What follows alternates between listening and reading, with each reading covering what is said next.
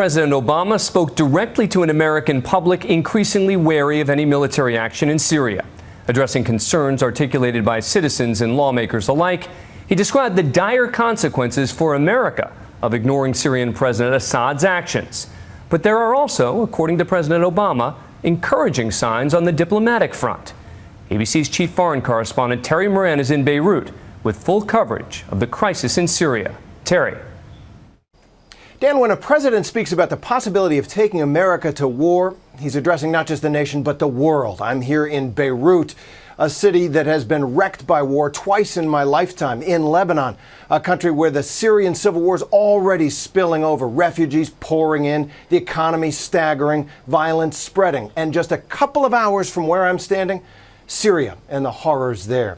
People here in the Middle East who have seen so much of war over the decades are a lot like Americans. They are skeptical about this crisis. They're anxious about it. And so tonight, in a make-or-break moment for him, President Obama addressed all these audiences, trying to clear things up, make his case, and lead. President Obama strode down the Great Hall of the White House to talk to the American people about war. Tonight I want to talk to you about Syria. He had taken that long walk once before under very different circumstances, announcing the killing of Osama bin Laden. Tonight, I can report to the American people and to the world that the United States has conducted an operation that killed Osama bin Laden. There was no victory in his demeanor tonight.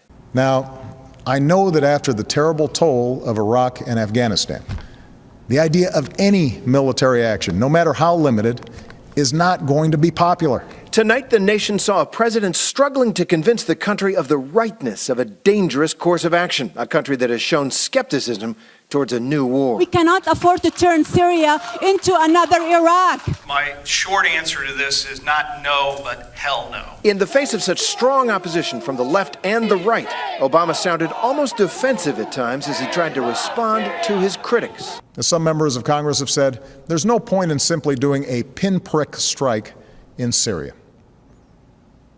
Let me make something clear. The United States military doesn't do pinpricks. And again, the president tried to reassure Americans about what his Syria policy is not. I will not put American boots on the ground in Syria.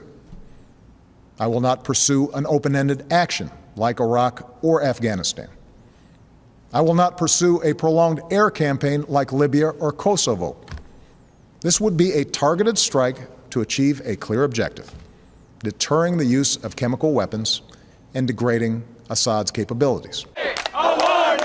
This crisis is in part of the president's own making. A year ago, he somewhat offhandedly at a press conference drew a red line for Syrian President Bashar al-Assad and for himself.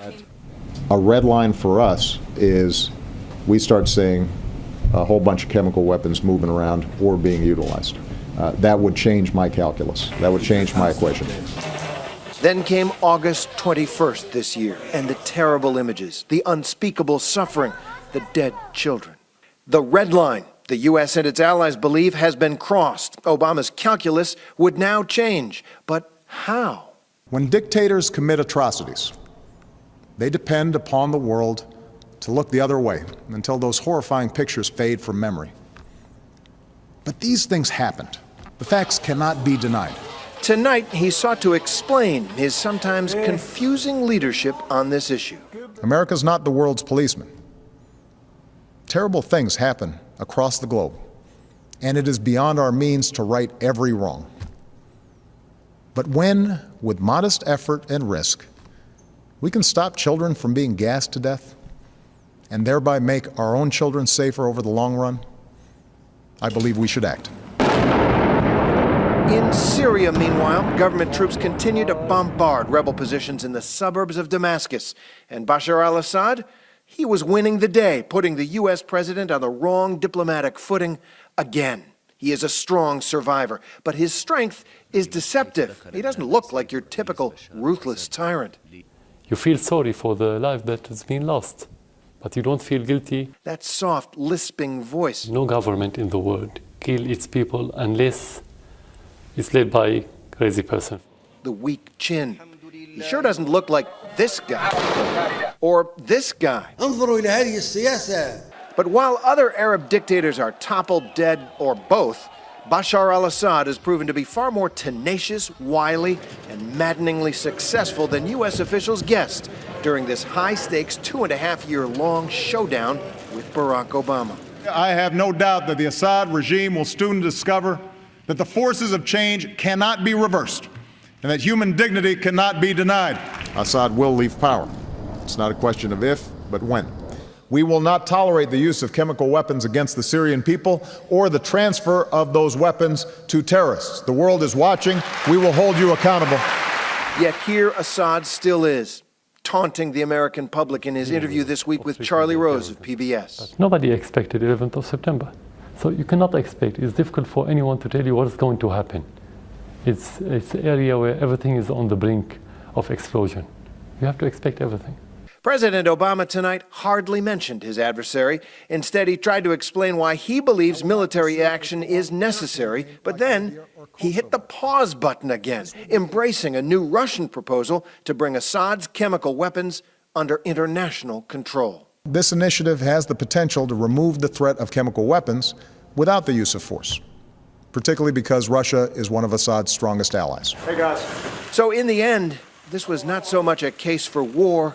It was a plea for understanding, for support, and for time. Our ideals and principles, as well as our national security, are at stake in Syria, along with our leadership of a world where we seek to ensure that the worst weapons will never be used. It's a tough sell in America and around the world. The next steps now are diplomatic as the United States, Russia, and other powers try to hammer out a deal at the UN that will verifiably strip Assad of his chemical weapons. Does that sound familiar? This crisis is far from over.